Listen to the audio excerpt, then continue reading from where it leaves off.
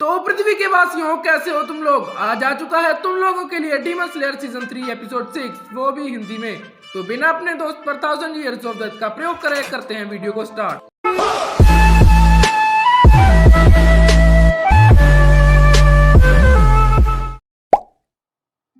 इस एपिसोड की शुरुआत पिछले एपिसोड के लास्ट सीन से होती है, जहां तांजीरो उन 3 डीमंस को मार देता है और गैन्या भी उस आखिरी बचे डीमन को मार डालता है। पर गैन्या जब मुड़ता है तो हम देखते हैं कि उसका चेहरा बिल्कुल एक डीमन जैसा हो चुका है। तभी काराकू चिल्लाने लगता है। वो कहता है कि ये तुमने कैसे हमला किया था, मैं रीजनरेट नहीं कर पा रहा, मुझे बहुत ही दर्द हो रहा है। तभी सैकिरो उससे कहता है कि चुप कर जाओ, तुम किसी काम के नहीं, हम रीजनरेट कर पाएंगे पर इसमें थोड़ा समय लगेगा। तभी तांजीरो सोच में पड़ जाता है। वो कहता है कि पता नहीं गैन्या को क्या हो गया है, पर उसके इनमें से एक डीमन मारने की वजह से मुझे कुछ पता चला है कि हम इन चारों डीमंस का गला काटने के बाद भी इन्हें नहीं मार सकते, जैसे हमने ग्योतारो को मारा था। इन इमोशन डीमंस पर हमला करना बेकार है। वो नेज़ुको को मलबे से बाहर निकाल देता है। फिर वो सोचने लगता है कि क्या ये पॉसिबल है कि ये डीमंस गला कटने पर भी नहीं मर सकते।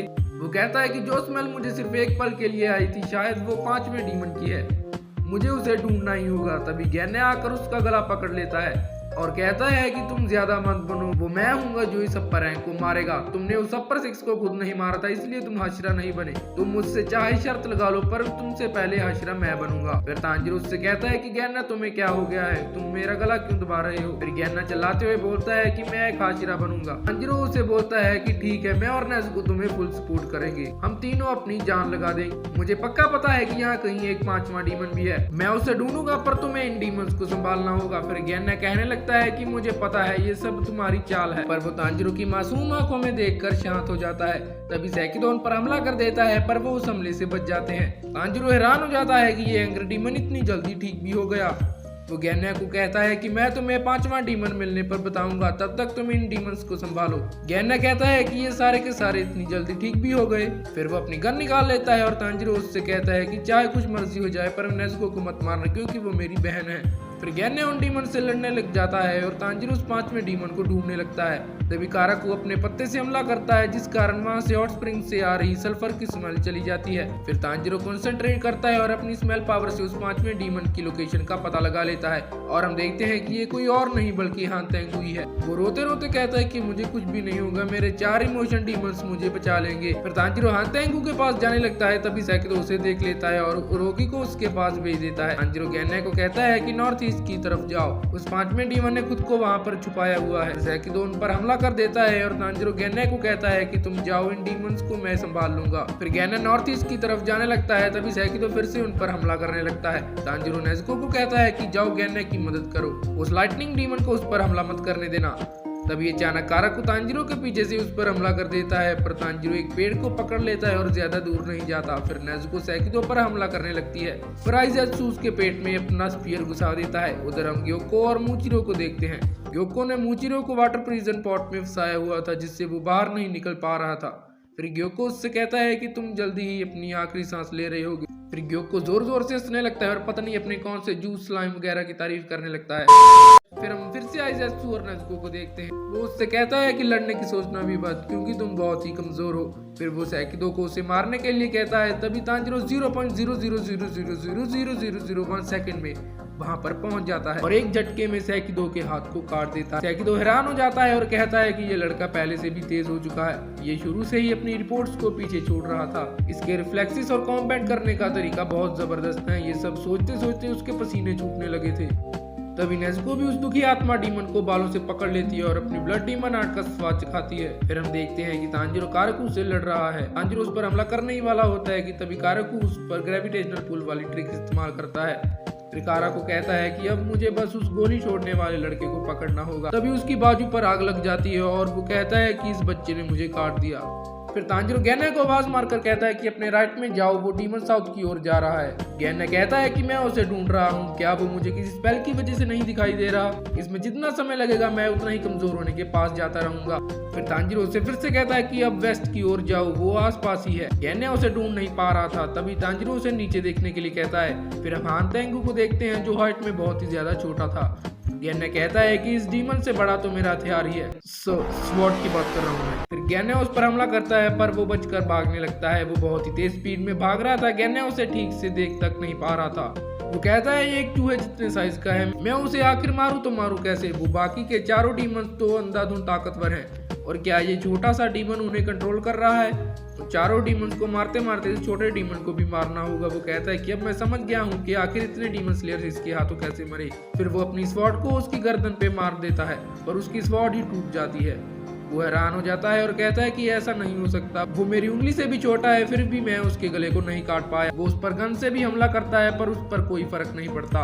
तभी उसके पीछे से सेकिदो आ जाता है और उसके सर पर हमला करने लगता है। वो डर जाता है और कहता है कि मैंने पहले ध्यान नहीं दिया और अब मैं यहाँ से निकल नहीं पाऊंगा।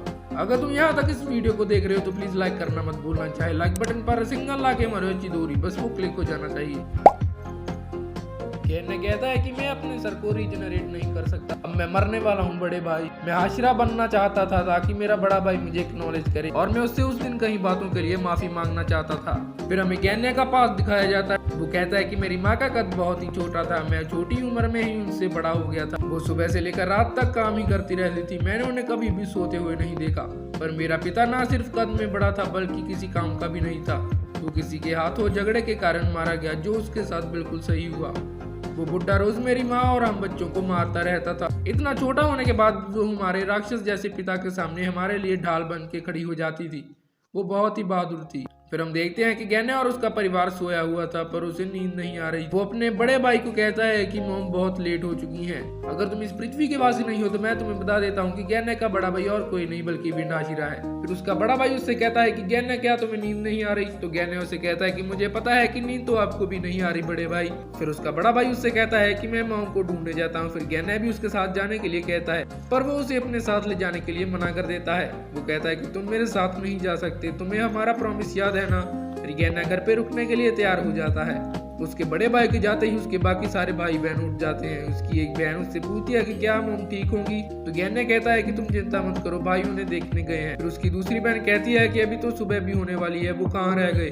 तभी उनके दरवाजे पर कोई आता है। गेन्ना के भाई बहनों को लगता है कि उनकी मॉम आई है और वो दरवाजा खोलने चले जाते हैं। गेन्ना कहने ही वाला था कि कोई और भी हो सकता है, तभी कोई दरवाजा तोड़कर अंदर आ जाता है और उसके 4 भाई बहनों को मार डालता है। उसे लगता है कि ये कोई भेड़िया है और वो गेन्ना पर हमला ही करने वाला था कि तभी उसका बड़ा भाई उसे बचा लेता है और उसे भागने के लिए कहता है। फिर वो अपने भाई बहनों को कहता है कि मैं डॉक्टर को लेकर आता हूँ, पर अब कोई फायदा नहीं था क्योंकि वो सब मर चुके थे। भाई गेन्ना का पास भी बहुत डार्क है, जस्ट लाइक तांजीरो। उसने भी अपने सारे परिवार को खो दिया था, बस एक बहन बची है जो डीमन बन गई है।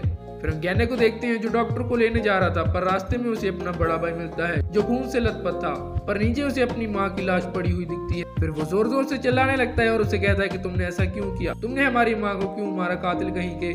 फिर हम वापस प्रेजेंट में पहुंच जाते हैं जहाँ गेन्ना कहता है कि मुझे उन बेतों की बातों के लिए माफ करना बड़े भाई, सब बस बहाने हैं, मैं बस डरा हुआ था। शुआ, हिरोशी, कोतो, तेइको और सूबी सब मेरी गलती की वजह से मर गए। मुझे उस वक्त लगा था कि सब कुछ खत्म हो चुका है और मैं मरने ही वाला हूँ, और जिसे मैंने भेड़िया समझा था वो हमारी माँ ही थी जो डीमन में बदल चुकी थी। तुम हमें बचाने के लिए उनसे लड़े और उन्हें दिन की रोशनी में बाहर ले गए। जब तुम्हें पता चला कि हमारी माँ ने ही हम पर हमला किया था तब तुम पर क्या बीती थी बड़े भाई। जब तुम हमारी माँ को मारने के बाद खून में लथपथ खड़े थे और जिस भाई को बचाने के लिए तुमने अपनी पूरी जान लगा दी, लेकिन फिर भी उसने तुम्हें बुरा भला कहा, तो तुम पर क्या बीती। तो मैं बस ये जानना चाहता हूँ कि तुम पर क्या बीती।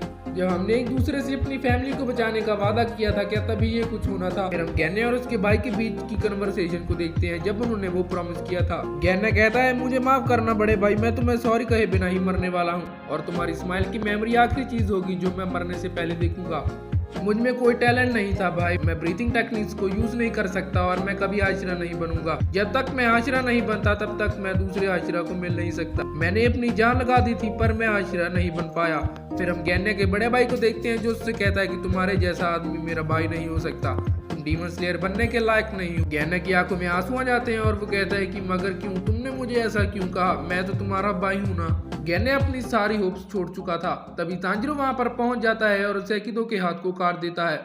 वो उससे कहता है कि फिर से उस डीमन के पीछे जाओ और उसे मारने का ट्राई करो, कुछ भी करो पर उम्मीद मत छोड़ना, इस बार तुम कर पाओगे, मैं तुम्हारी रक्षा करूंगा, उसका गला काटने के अलावा और कुछ मत सोचना। क्या तुम हाशिरा नहीं बनने वाले हो गेन्ना शिनाजुगावा। तभी आइज़ेत्सु पीछे से उन पर अटैक करता है जिसमें से बहुत सारे स्पीयर्स निकलते हैं और तांजीरो सोचता है कि वो जख्मी हो चुका है और उसके सामने गेन्ना आ जाता है और सारे स्पीयर्स उसकी बॉडी के आर पार हो जाते हैं। उसकी सारी बॉडी में छेद हो चुके थे। वो तांजीरो को कहता है कि मैं उसका गला नहीं काट सकता, तुम ही उसे मार सकते हो, बस इस बार के लिए मैं तुम्हें उसे मारने दे रहा हूँ। फिर तांजिरो हान तेंगू को ढूंढ लेता है और उसके पीछे भागने लगता है। वो उसकी गर्दन काटने वाला होता कि तभी एपिसोड खत्म हो जाता है। और अगर तुम्हें इस वीडियो में मजा आया तो चैनल को कर दो सब्सक्राइब और वीडियो को कर दो उन लोगों को शेयर जो एनिमेस को इंग्लिश सब या डब में नहीं देख सकते।